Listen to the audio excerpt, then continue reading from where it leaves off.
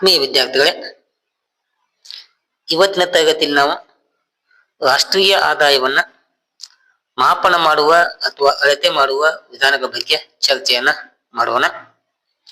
Methods of measuring national income ಅಂತೇಳಿ ಇದರಲ್ಲಿ ಪ್ರಮುಖವಾಗಿ 3 ವಿಧಾನಗಳು ಬರ್ತಾವೆ. 1 ಉತ್ಪಾದನಾ ವಿಧಾನ, 2 ಆದಾಯದ ವಿಧಾನ, 3 ವೆಚ್ಚದ ವಿಧಾನ. ಈ ವಿಧಾನಗಳ ಮೂಲಕ ದೇಶದ ರಾಷ್ಟ್ರೀಯ ಆದಾಯವನ್ನ ಮಾಪನವನ್ನ ಮಾಡಲಾಗ್ತದೆ. ಅದು ಹೇಗೆ ಎಂಬುದನ್ನ ಇಲ್ಲಿ ನಾವು ಚರ್ಚೆಯನ್ನ ಮಾಡೋಣ. 1, ಈ ರಾಷ್ಟ್ರೀಯ ಆದಾಯವನ್ನ ಮಾಪನ ಮಾಡುವುದಕ್ಕಿಂತ ಮುಂಚೆಗೆ ನಾವು ಅದರ ಪೀಠಿಕೆ ಬಗ್ಗೆ ಗಮನವನ್ನ ಹರಿಸೋಣ. ರಾಷ್ಟ್ರೀಯ ಆದಾಯವು ಒಂದು ದೇಶದ ಆರ್ಥಿಕ ಸ್ಥಿತಿಯನ್ನ ಅಳೆಯುವಂತ ಪ್ರಮುಖವಾದ ಸೂಚಕ ಆಗಿದೆ. ಹೀಗಾಗಿ ರಾಷ್ಟ್ರೀಯ ಆದಾಯ ಅಂತಂದ್ರೆ ಒಂದು ನಿರ್ದಿಷ್ಟ ಅವಧಿಯಲ್ಲಿ, ಅಂದ್ರೆ ಸಾಮಾನ್ಯವಾಗಿ 1 ವರ್ಷ, ದೇಶದಲ್ಲಿ ಉತ್ಪಾದಿಸಲಾದ ಎಲ್ಲ ಅಂತಿಮ ವಸ್ತುಗಳ ಮತ್ತು ಸೇವೆಗಳ ಹಣದ ಮೌಲ್ಯವೇ ಅದಕ್ಕೆ ನಾವು ರಾಷ್ಟ್ರೀಯ ಆದಾಯ ಅಂತೇಳಿ ಕರಿತೇವೆ. ಹೀಗಾಗಿ ಈ ರಾಷ್ಟ್ರೀಯ ಆದಾಯವನ್ನ ಅಳತೆ ಮಾಡಲು ಅರ್ಥಶಾಸ್ತ್ರಜ್ಞರು ಪ್ರಮುಖವಾಗಿ 3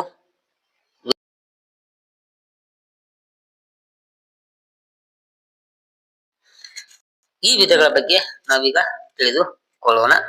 ಏನು ರಾಷ್ಟ್ರೀಯ ಆದಾಯ ಅಂತಂದ್ರೆ ಒಂದು ನಿರ್ದಿಷ್ಟ ಅವಧಿಯಲ್ಲಿ ದೇಶದಲ್ಲಿ ಉತ್ಪಾದಿಸಲಾದ ಎಲ್ಲ ಅಂತಿಮ ಸರಕುಗಳ ಮೌಲ್ಯಕ್ಕೆ ನಾವು ರಾಷ್ಟ್ರೀಯ ಆದಾಯ ಅಂತೇಳಿ ಕರಿತೇವೆ. ಬನ್ನಿ ಆ ವಿಧಾನಗಳ ಬಗ್ಗೆ ಚರ್ಚೆಯನ್ನ ಮಾಡೋಣ. 1ನೆಯ ವಿಧಾನ ಉತ್ಪಾದನಾ ವಿಧಾನ ಅಂತೇಳಿ, ಅದಕ್ಕೆ ಇಂಗ್ಲಿಷ್ ಒಳಗೆ ನಾವು ಪ್ರೊಡಕ್ಷನ್ ಅಥವಾ ವ್ಯಾಲ್ಯೂ ಎಡೆಡ್ ಮೆಥಡ್ ಅಂತೇಳಿ ಕರಿತೇವೆ.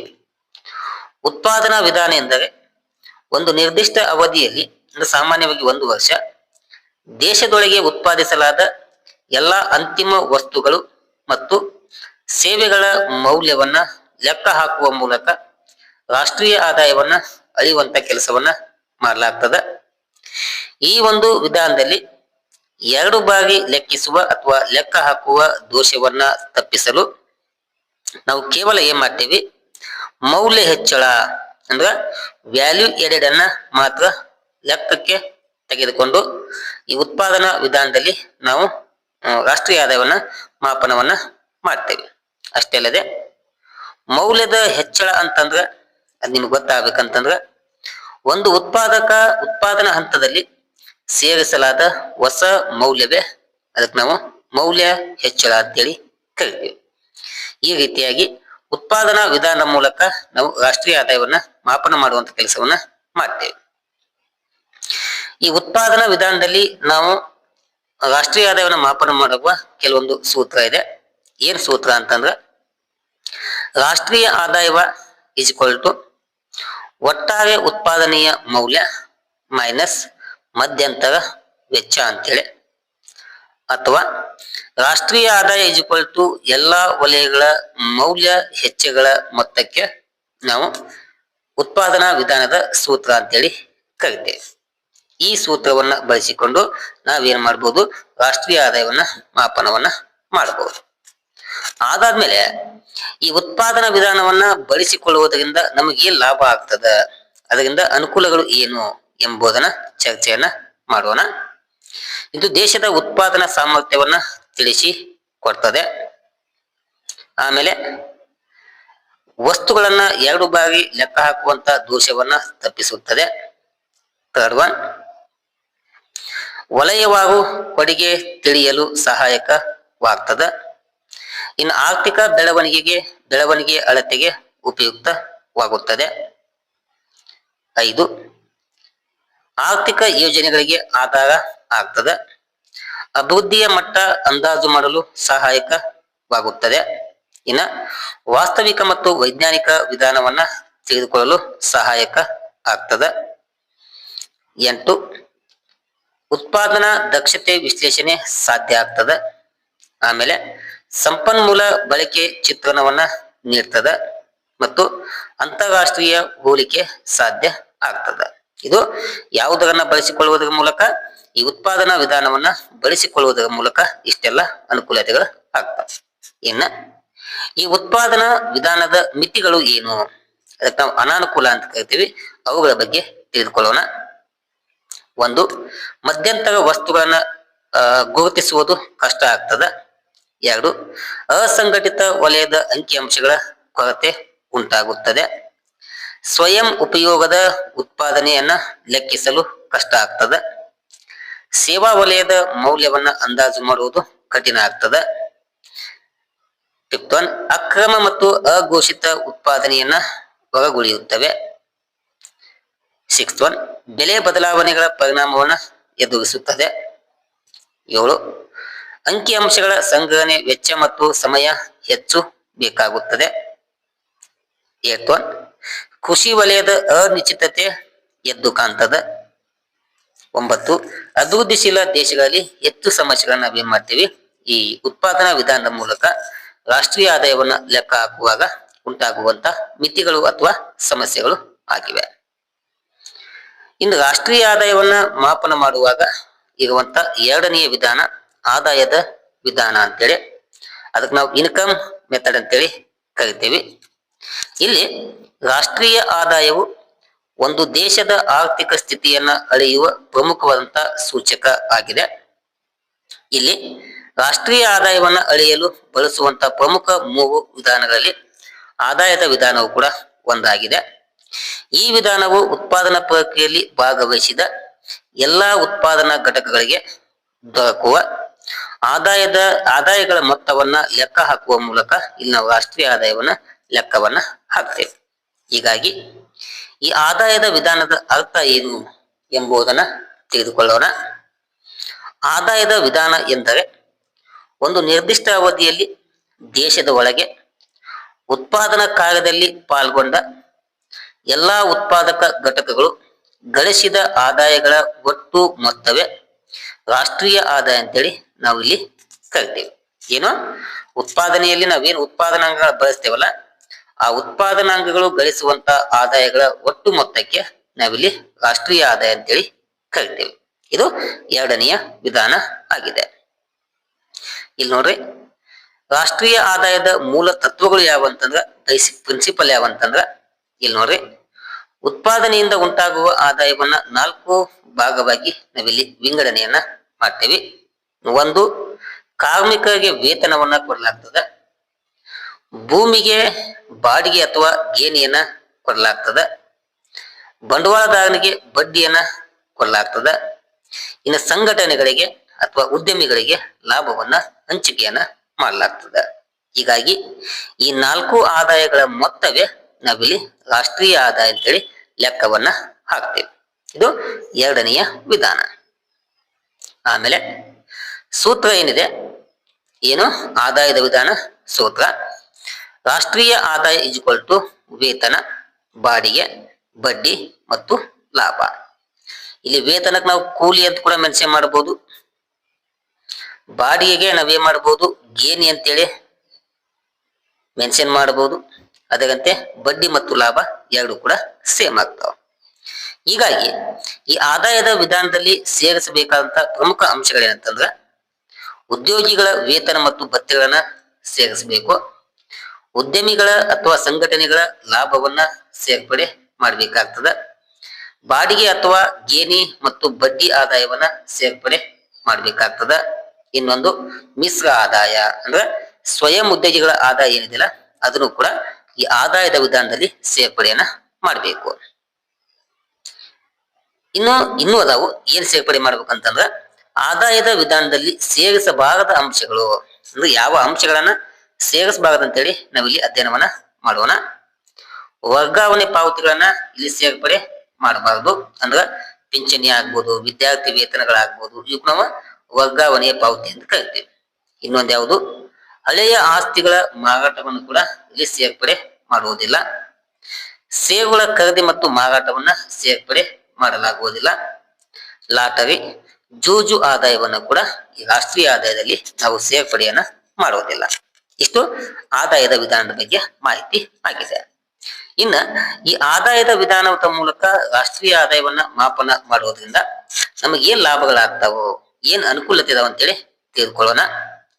ಒಂದನೆಯ ಅನುಕೂಲತೆ, ಆದಾಯದ ಹಂಚಿಕೆಯ ಸ್ಪಷ್ಟವಾದಂತ ಚಿತ್ರಣ ನಮಗೆ ಲಭ್ಯವಾಗ್ತದೆ.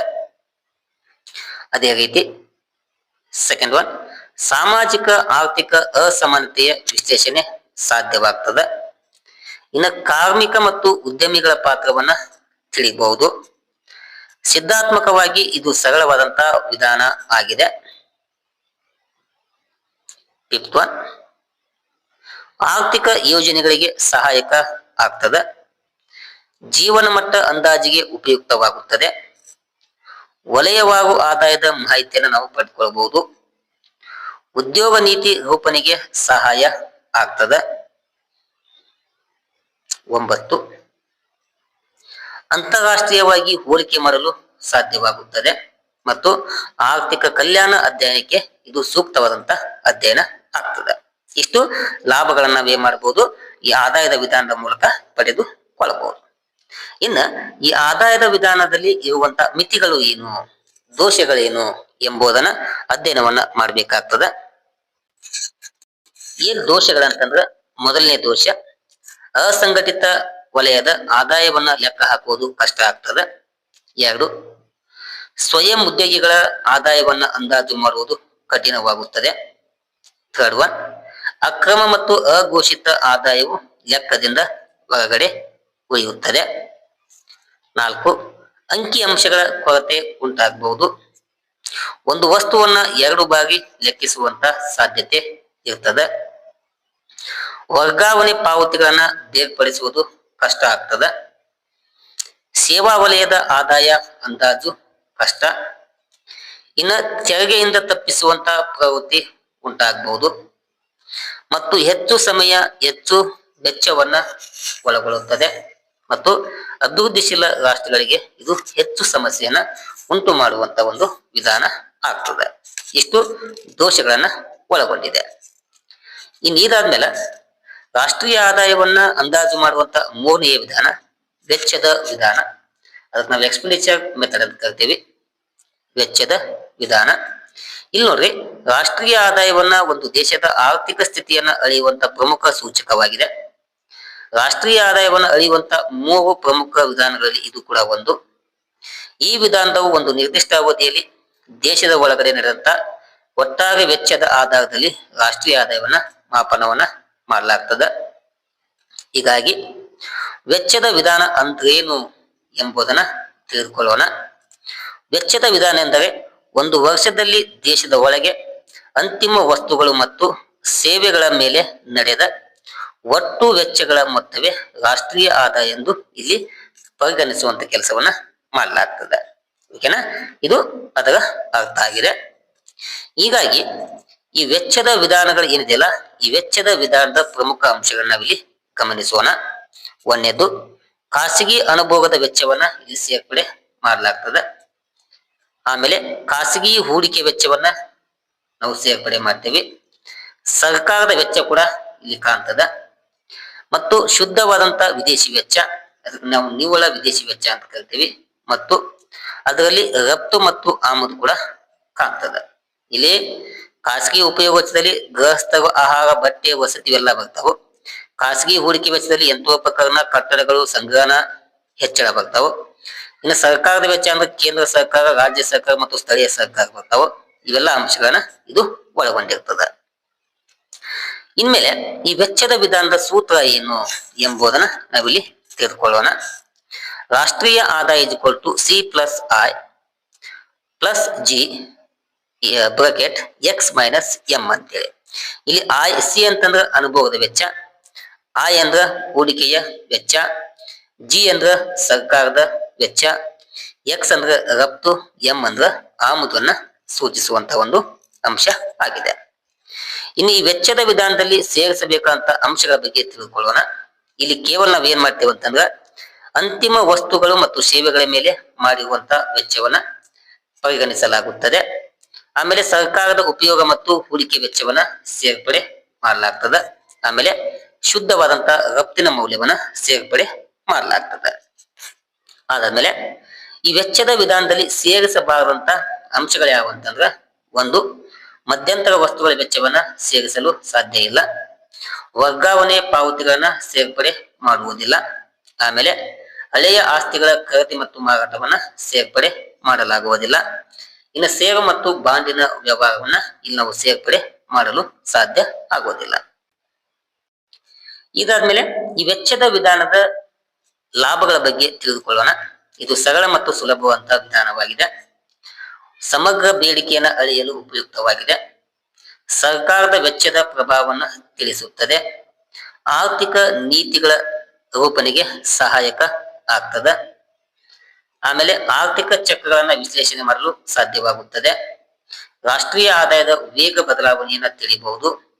ಅಭಿವೃದ್ಧಿ ಯೋಜನೆಗೆ ಆಧಾರ ಆಗ್ತದೆ ಮತ್ತು ಅಂತಾರಾಷ್ಟ್ರೀಯ ವ್ಯಾಪಾರದ ಪ್ರಭಾವವನ್ನು ತಿಳಿಯಲು ಸಹಾಯಕ ಆಗ್ತದೆ. ಆಮೇಲೆ ಸಮಗ್ರ ಆರ್ಥಿಕ ವಿಶ್ಲೇಷಣೆಗೆ ಸೂಕ್ತವಾಗುತ್ತದೆ ಮತ್ತು ಸಿದ್ಧಾತ್ಮಕವಾಗಿ ವಿಶ್ವಾಸವನ್ನ ಪಡೆದುಕೊಳ್ಳುತ್ತದೆ. ಇನ್ನು ವಿಧಾನದ ಮಿತಿಗಳೇನು ಎಂಬುದನ್ನು ತಿಳಿದುಕೊಳ್ಳೋಣ. 1.